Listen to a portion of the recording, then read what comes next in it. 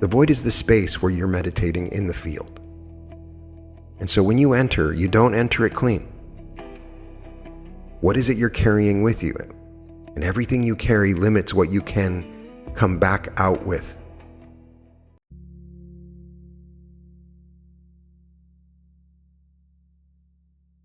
Welcome to the Reality Revolution. I'm your host, Brian Scott. Before we begin today's activation, I just want to invite you to join the Reality Revolution tribe at school.com, skool.com/Reality Revolution. We are having the most amazing experience. It's the perfect place for us to expand on these teachings and take them to another level with exclusive content and weekly group sessions. I want to see you there. Today, we're doing the void state activation, manifesting from nothingness. There's a moment that happens sometimes when you're right on the edge of sleep. You're not awake anymore, but you're not quite dreaming yet. You're suspended in this in-between space where the boundaries dissolve, where you starts to blur, where the solid reality of your day melts into something more fluid, more vast, more everything and nothing at once. Last week, a woman told me about her experience in that space. She'd been struggling with a major life decision for months. Should she move across the country for an opportunity? Every time she tried to figure it out, she'd get tangled in the pros and cons, the fears, the what-ifs, the shoulds. But that night, in that liminal space between waking and sleeping, something happened. She said it felt like she dropped through the floor of her thinking mind, like she fell through all her fears and considerations and logic and landed in this silence. This vast, dark, infinite silence. And in that silence, she wasn't the woman trying to make a decision anymore. She wasn't her history, her fears, her accomplishments, her identity. She was just aware, just presence. Just this spacious nothingness that somehow contained everything. She stayed there. She doesn't know for how long, maybe seconds, maybe longer, and then something extraordinary occurred. The decision didn't come to her. The decision revealed itself, like it had always been there, waiting beneath all her thinking. And it wasn't what she expected. It wasn't either of the options she'd been agonizing over. It was a third path she hadn't even considered because she'd been too busy analyzing the two choices she thought she had. When she woke up the next morning, she knew, not from logic, not from weighing options. She knew from that deep place, from the void. Within a week, circumstances aligned in ways she couldn't have orchestrated. Doors opened that hadn't existed before. The path unfolded effortlessly because it came from that space, beneath thought, beneath identity, beneath the limitations of who she believed she was. She told me it's like I had become nothing to access everything. That's what we're exploring today, not the void as emptiness in the sense of loss or absence, the void as the infinite field of pure potential that exists before anything takes form, before you decide who you are, before you label what's possible, before culture and conditioning and identity narrow the infinite down into the limited. The void isn't somewhere you go. The void is what you are underneath everything you think you are. And when you can return there, and you can let yourself dissolve back into the primordial space, you don't lose your power to create.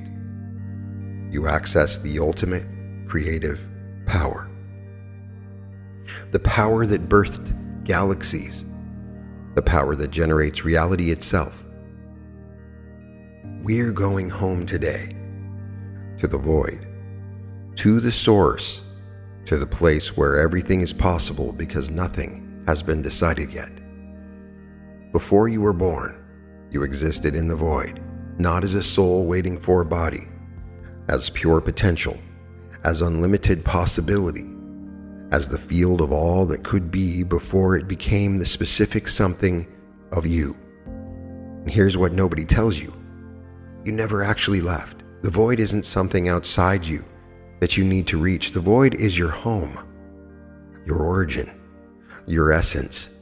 It's what you are beneath every layer of identity you've accumulated, every label you've accepted, every name, your nationality, your personality, your history, your beliefs about what you can and can't do. These are like clothing draped over the void. They're real. They serve a purpose, but they are not you. They're what you're wearing because you're expressing through what you're temporarily identifying with. But underneath, pure void, pure potential, pure creative power. Most people never access this because they're so identified with the clothing they've never taken off. They think they are the personality, the history, the limitations. They've forgotten the vast spaciousness underneath. And when you forget the void, when you lose touch with your essential nature, manifestation becomes hard because you're trying to create from the limited perspective of your accumulated identity instead of from the unlimited perspective of your essential nature. Think about it. When you want to manifest something, you're always doing it from within a framework of beliefs about who you are and what's possible for someone like you. Someone like me doesn't get opportunities like that. People from my background don't achieve that level of success. With my history, I can't expect that kind of relationship. Given my circumstances, this is probably the best I can do.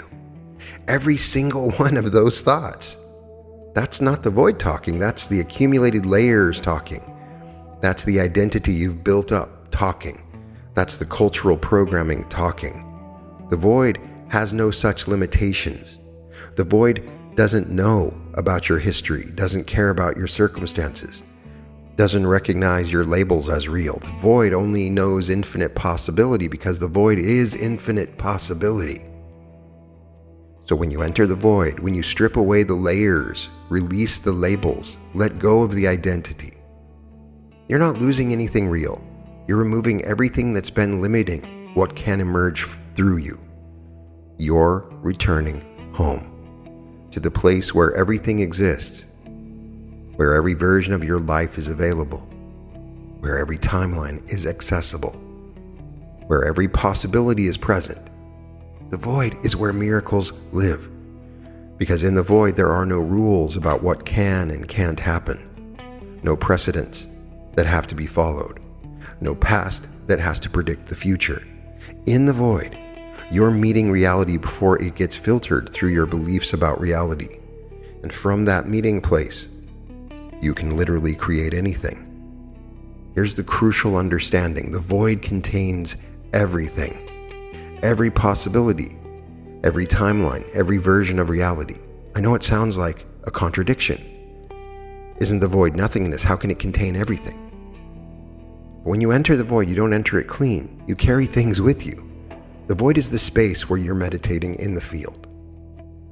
And so when you enter, you don't enter it clean. What is it you're carrying with you? And everything you carry limits what you can come back out with. It's like walking into an infinite warehouse where anything you could ever want is available, but you're already carrying so much stuff that your hands are full. Your backpack is packed, your pockets are stuffed. So even though everything is there, you can't take anything new because you don't have room. What are you carrying? Your identity, the story of who you are. I'm the kind of person who, people like me always, or given my background, every identity marker is a limitation on what the field can deliver through you in the void. Your cultural programming, the invisible rules about what's realistic, what's appropriate, what's possible. That's not how the world works. You have to work hard to succeed. Good things don't just fall into your lap. These beliefs act like filters, screening out possibilities that don't match the cultural story. Your past experiences, every disappointment you've had, becomes evidence for what won't work. Every failure becomes proof of what you can't do. Every wound becomes a prediction about what will hurt you again. You're dragging the weight of everything that's ever happened, and it's limiting what can happen next. Your labels: rich, poor, healthy, sick, lucky, unlucky, talented, ordinary. Every label you accept about yourself is a boundary around the infinite. The void doesn't recognize these categories, but you do, and your recognition makes them real in your experience. Your preconceived notions about how things should unfold, if meant to have this, it will come through that channel. The logical next step is, based on what I know the path must be. Every assumption about the mechanism is a constraint on the void's infinite creativity. All of this, the identity, the culture, the history, the labels, the assumptions, it's like wearing a heavy coat made of limitations into the infinite field of possibility. And the coat determines what you can receive. If you enter the void wearing "I'm not worthy," you're going to come out with experiences that match unworthiness. If you enter wearing "money is hard to come by," you'll manifest through struggle. If you enter wearing "love always ends in pain," that's the love you'll create. The void doesn't judge what you're wearing. The void just says, okay, if that's who you say you are, if that's what you believe is true, I'll help you create more of that. Because the void is pure creative potential. It will create whatever you bring into it, whatever you identify with, whatever you believe is real. This is why two people can want the same thing and one manifests it effortlessly while the other struggles for years. Same desire, same void, but different coats, different limitations carried in, different beliefs about self and reality. The person who manifests easily, they've stripped off more layers, they've released more of the limiting identity. They enter the void free, more open to possibilities their conscious mind has considered. What you carry into the void is the problem. Here's what happens when you try to manifest from fullness. You decide what you want, you get clear on it, you visualize it in detail, you feel the feeling of having it, you affirm it repeatedly, you live from the end result. All good techniques, all useful tools. But if you're doing all of this while gripping tight to the outcome, while controlling every detail, while managing every step of the process, you're not manifesting, you're micromanaging. And the universe doesn't respond well to micromanagement. Because when you're that full of your own knowing, your own vision, your own insistence on how it has to be, you've closed yourself off from possibilities outside your current awareness. You're saying, I know exactly what I need, exactly how I need to get it. But do you really? Your conscious mind can only work with information it already has. It can only combine elements from your past experiences. It can only imagine variations of what you've already seen. The void is not limited like that. The void has access to everything. Every possibility, every timeline, every potential outcome. I like calling it the void instead of the field, which are both synonymous, because I'm trying to also teach you that the void or the field is a place of nothingness, where you let go. The void knows about the opportunity you haven't heard about yet, the person you haven't met, the solution you haven't considered, the path you can't see from where you're standing. But you limit those things when you walk into the void, when you meditate in the void, carrying all these things. But if you're full of your specific vision, full of your particular attachment,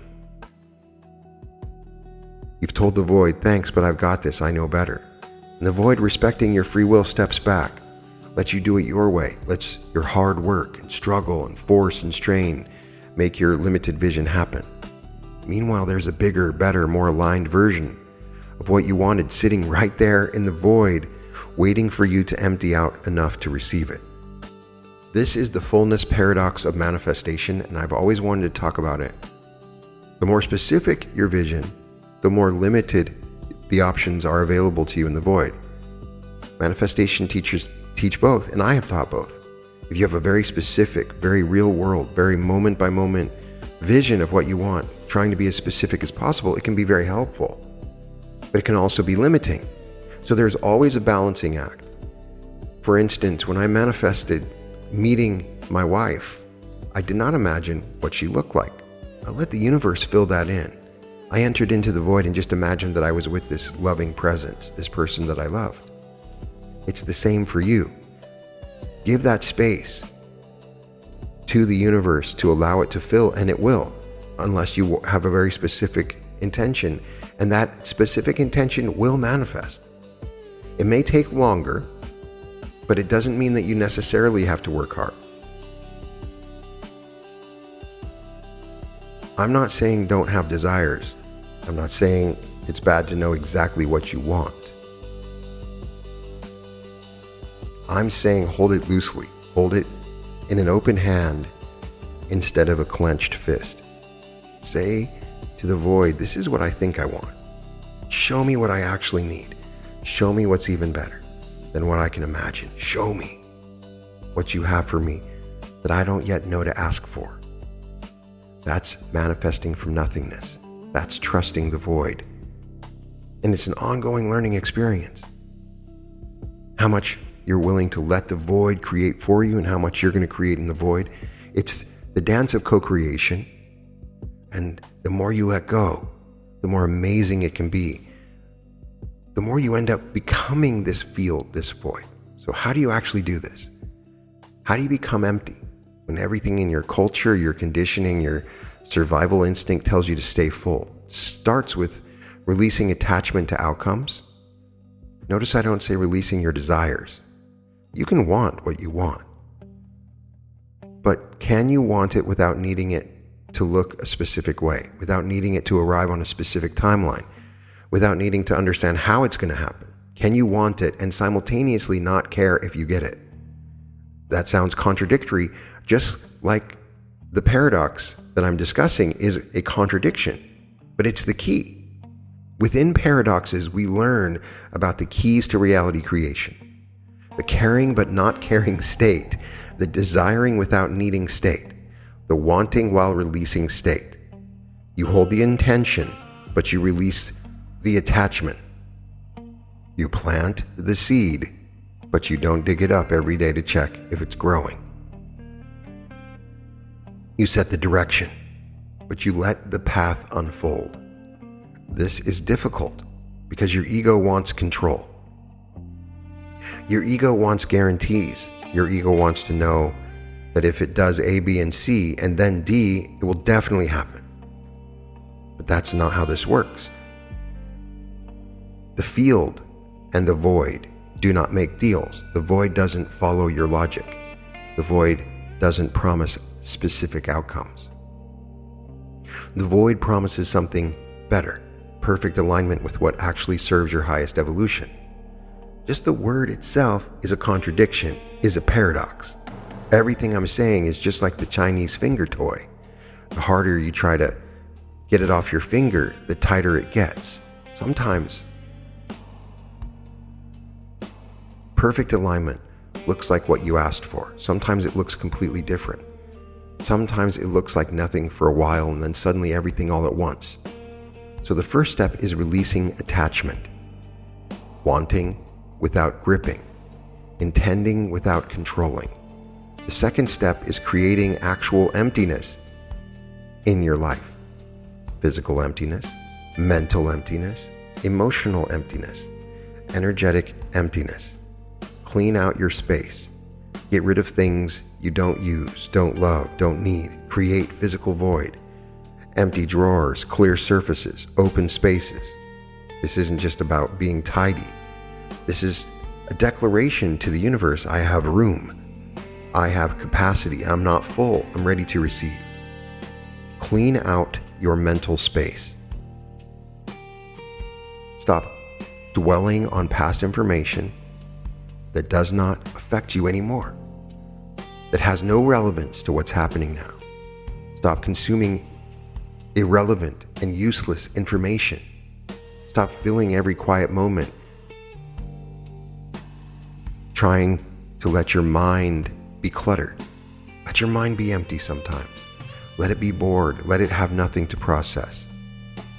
In that mental emptiness, creativity emerges. Insight arrives. Intuition speaks. Clean out your emotional space. Stop carrying grudges, resentments, old hurts.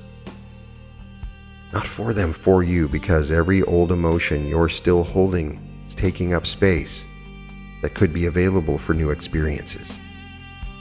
Forgive not because they deserve it, but because you need the room. Clean out your schedule. Stop being so busy.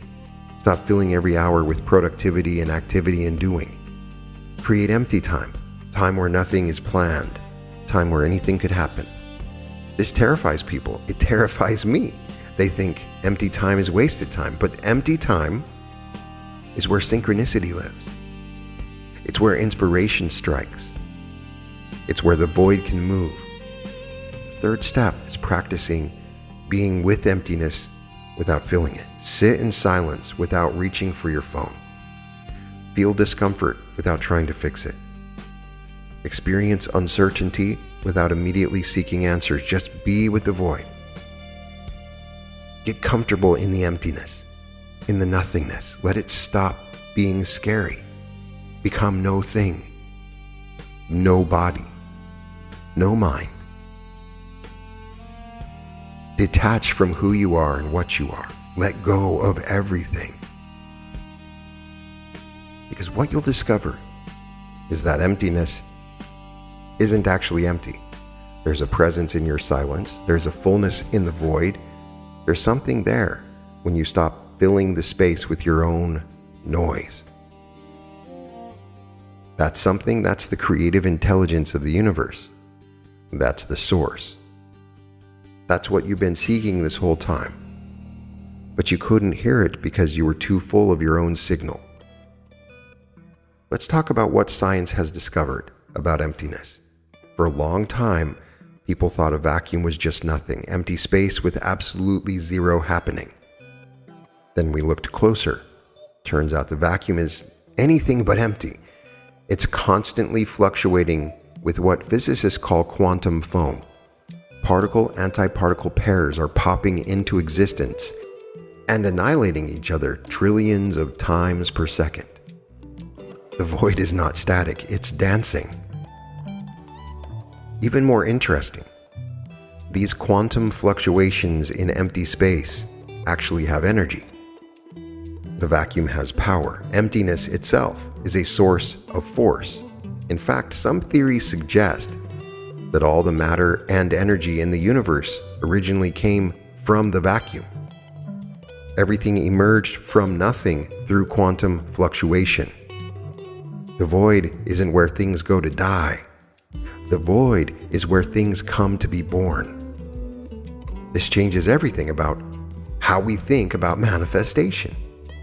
If emptiness is actually the source of all creation, then becoming empty isn't giving up your power. It's accessing the ultimate power.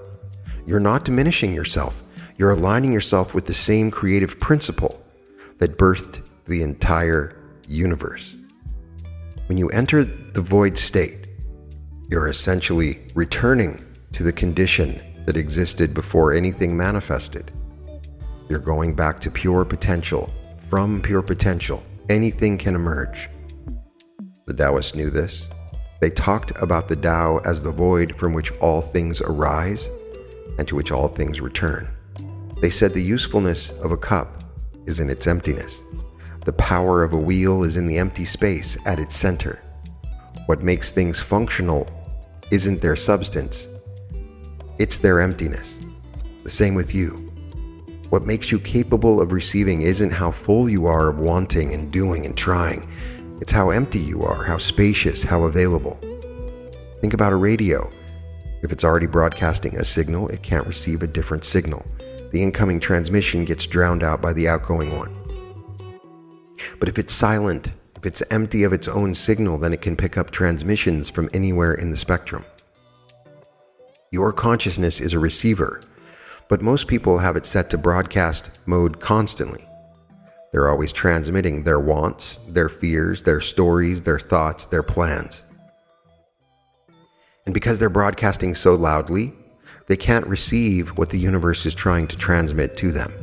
The void state is switching from broadcast to receive, emptying out your signal so you can hear what else is available. The hardest part of void work is not the emptiness itself. It's trusting that something will fill it. Because when you first start emptying out, there's a period where it just feels like loss. You've released the familiar, you've let go of your strategies, you've stopped forcing and pushing and controlling, and for a while nothing seems to replace it. This is the danger zone. This is where most people panic and rush back to their old patterns. They fill themselves up again with busyness and wanting and doing because the emptiness feels too scary. But if you can stay here, if you can trust the void, something extraordinary happens. Nature abhors a vacuum. When you create genuine emptiness, reality rushes in to fill it. But not with what you were trying to force, with what actually wants to emerge, with what's aligned, with what's meant for you, with what serves your highest path. This requires surrender, real surrender, not the kind where you give up and feel defeated, the kind where you hand over control because you trust something bigger than you. You have to believe that the intelligence that orchestrates galaxies and grows trees and beats your heart, that same intelligence knows how to manifest your desires better than you do. You have to trust that the void isn't indifferent to you. It's not cold or hostile or careless. The void is conscious. The void is intelligent. The void loves you. And the void wants to give you everything. But it can't give you everything when your hands are already full of the little bit you've been clutching. Open your hands. Empty them. Let go. This is spiritual maturity. This is what separates the manifestors who create from desperation from the ones who create from power. The desperate manifester grips tight, tries to control, fills themselves with technique after technique, hoping something will work. The powerful manifester releases, trusts, empties themselves, and waits for the void to fill them with what they actually need. One is exhausting, one is effortless. One works sometimes, barely. One works always abundantly. But you have to be willing to not know. You have to be willing to not see the path. You have to be willing to float in uncertainty without grabbing for the shore. Can you do that? Can you surrender that deeply? Because if you can, you're about to discover that the void has been holding everything you've ever wanted, waiting for you to stop trying to manifest it yourself and let it be given to you.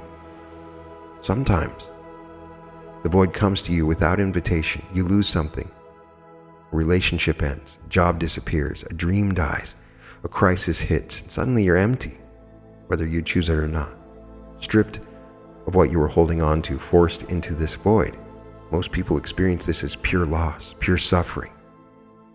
Something wrong that needs to be fixed immediately, filled. What if that's not wrong? What if it's the universe creating space for what comes next? What if your life needed to be cleared out because it was too full of things that were keeping you small, too packed with situations that weren't serving you, too cluttered with relationships or jobs or beliefs that had expired? The void that comes through loss is not punishment, it's preparation. I know that's hard to hear when you're in it, when everything feels raw, broken, empty, and painful, when you'd give anything to have back what was taken. But I've watched this pattern enough times to know the people who can stay in the void, who can resist the urge to immediately fill it with the next thing, the next relationship, the next distraction, those people emerge transformed. They don't just recover, they transcend. They become someone they never could have become if the loss hadn't created space for the evolution.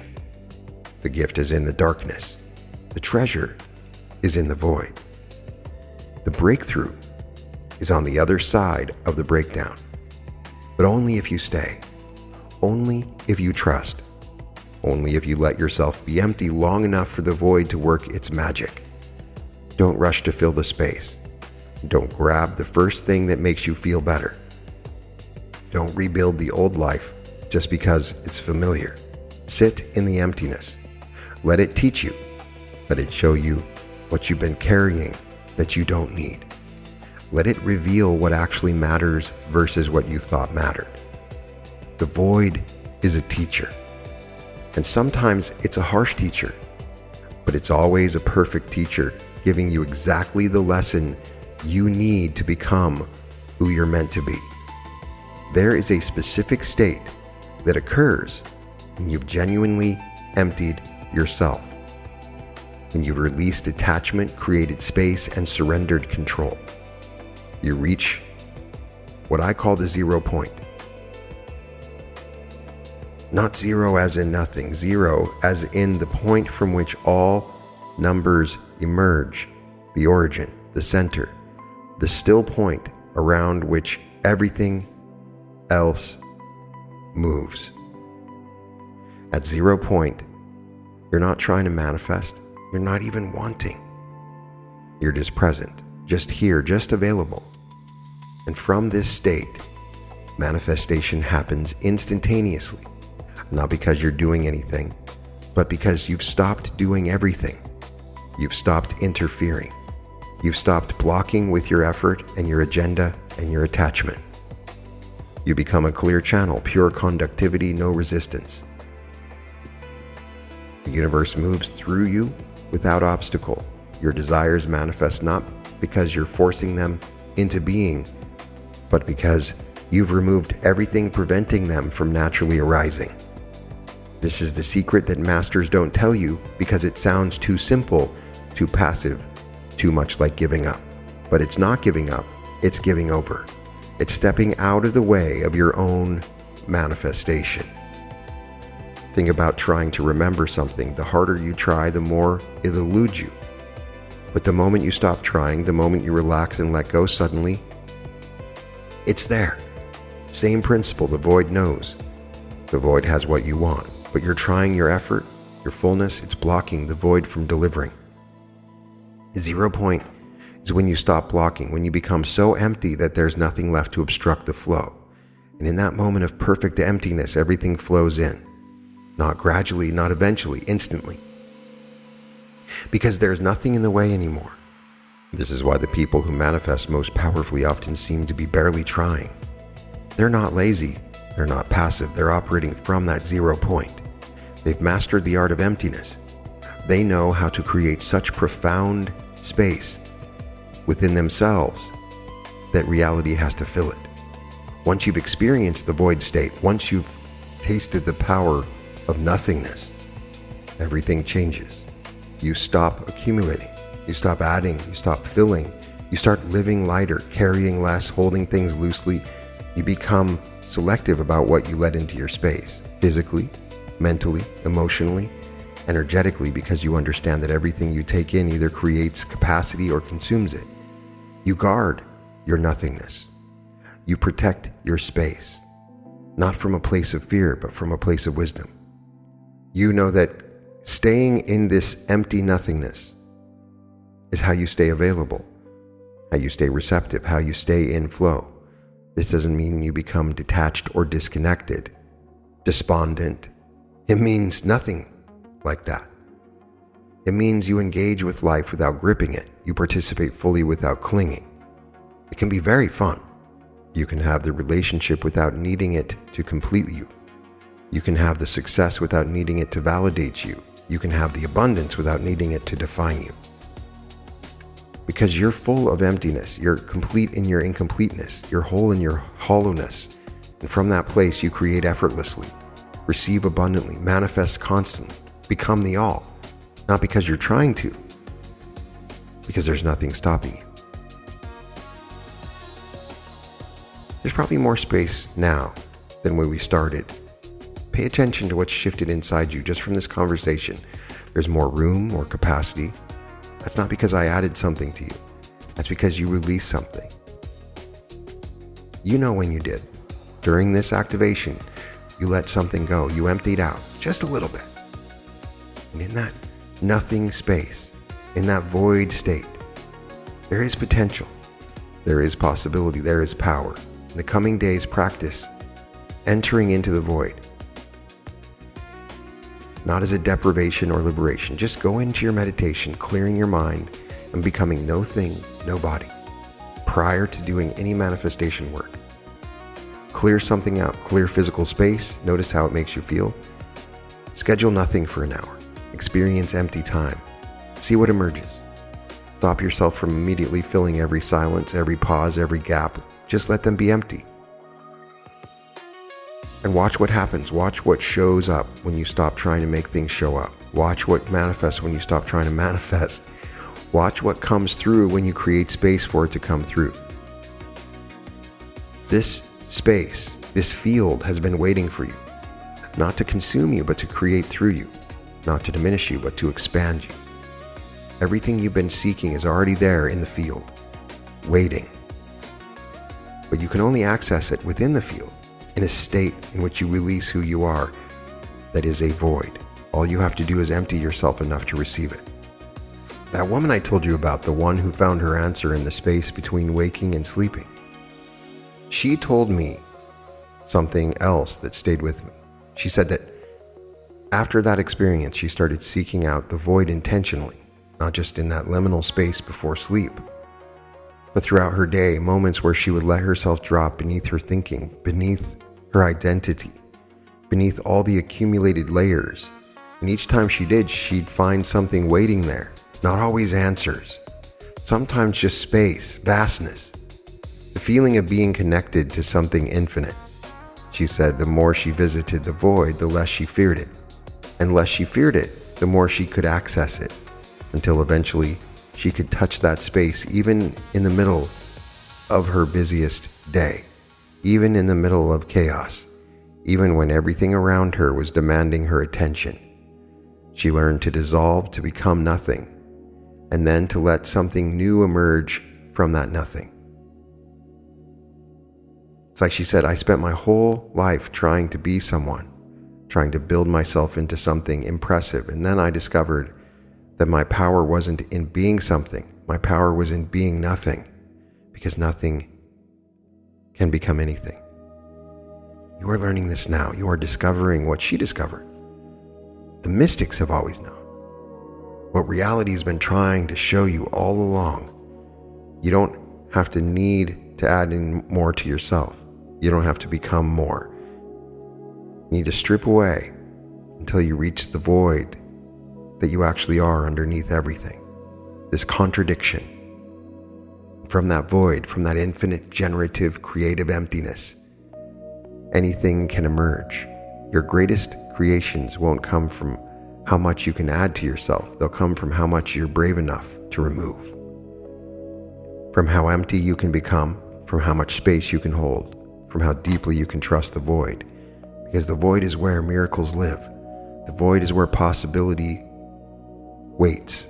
The void is where your next level exists, ready to be born the moment you create from it. You don't need to fill yourself with more wanting, more doing, more technique, or more effort. You need to empty yourself, become spacious, allow the void, and then watch as everything you've ever desired rushes in to fill the space you've created.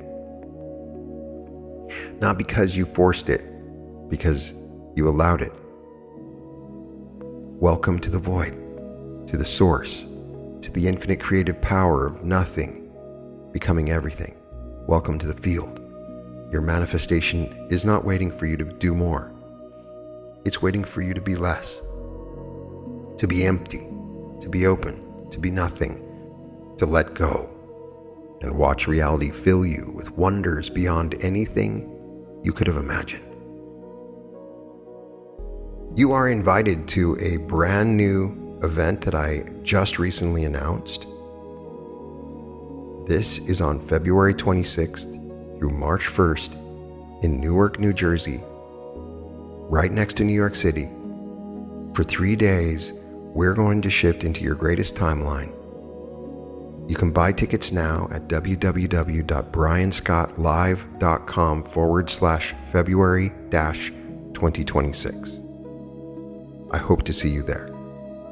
And welcome to the Reality Revolution.